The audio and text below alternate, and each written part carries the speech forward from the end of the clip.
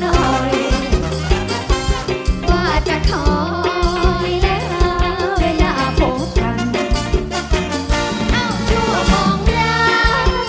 มีเวลาแสนสั้นอยู่ใกล้กันหลายวันเหมือนกับเดียวเดียว